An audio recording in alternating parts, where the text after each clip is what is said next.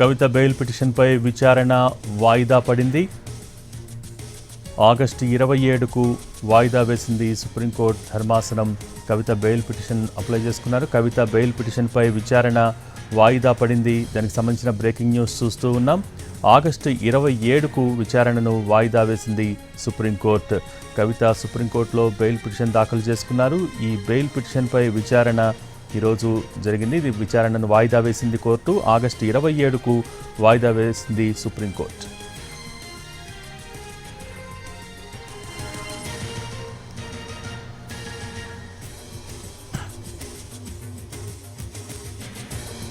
BRS MLC కవిత bail పిటిషన్పై విచారణ వాయిదా పడింది. తదుపరి విచారణ వచ్చే మంగళవారానికి వాయిదా వేసింది సుప్రీంకోర్టు. ఈడీ, సిబిఐ కేసుల్లో అరెస్ట్ అయి తీహార్ జైల్లో ఉన్న కవిత బెయిల్ కోసం దాఖలు చేసిన పిటిషన్పై విచారణ ఈ నెల 27కి వాయిదా పడింది. దీనికి సంబంధించి పూర్తి సమాచారం మా ప్రతినిధి రాజు లైవ్ ద్వారా అందించడానికి సిద్ధంగా ఉన్నారు. రాజు,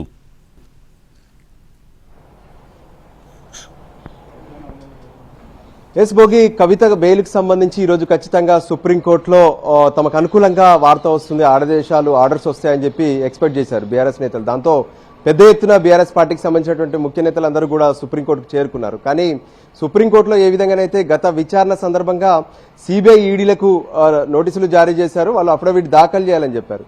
సో సిబిఐ అఫిడవిట్ దాఖలు చేసింది కవిత పిటిషన్ పైన, కానీ ఈడీ అఫిడవిట్ దాఖలు చేయలేదు. దాంతో ఈ కేసు పైన కొద్దిసేపు విచారణ జరిగింది.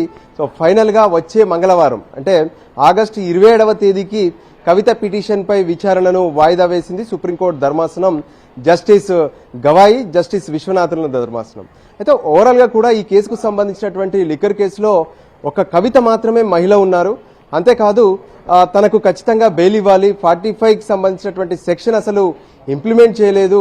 సో కవితకు కనీసం మధ్యంతర బెయిల్ ఇవ్వాలని చెప్పి కూడా కవిత తరపున వాదిస్తున్నటువంటి సీనియర్ కౌన్సిల్ ముకుల్ రోత్గి వాదనలు వినిపించే ప్రయత్నం చేశారు. సో ఈడీ ఇంకా కౌంటర్ దాఖలు చేయలేదు కాబట్టి వెయిట్ చేయాలనే విషయాన్ని స్పష్టం చేస్తూనే ఈడీని ఎందుకు కౌంటర్ దాఖలు చేయలేదంటే వాళ్ళు మరికొంత సమయం అడిగారు. సో దాంతో ఈడీకి గురువారం వరకు సమయం ఇచ్చారు. ఆ తర్వాత శుక్రవారం వరకు ఏదైతే ఈడీ, సిబిఐలు దాఖలు చేసినటువంటి కౌంటర్ల పైన రిజైండర్ దాఖలు చేసేందుకు కవిత తరపున న్యాయవాదికి కూడా సమయం ఇచ్చినటువంటి పరిస్థితి కనిపిస్తుంది. సో ఓవరాల్ గా ఈ ఎపిసోడ్ లో లిక్కర్ కేసుకు సంబంధించినటువంటి వ్యవహారంలో కవితను మార్చి 15వ తేదీన హైదరాబాద్ లో ఎన్ఫోర్స్మెంట్ డైరెక్టరేట్ లిక్కర్ కేసులో అరెస్ట్ చేసింది. సో ఆ తర్వాత 10 రోజుల పాటు ఈడీ తమ కస్టడీలోకి తీసుకొని విచారణ జరిపింది.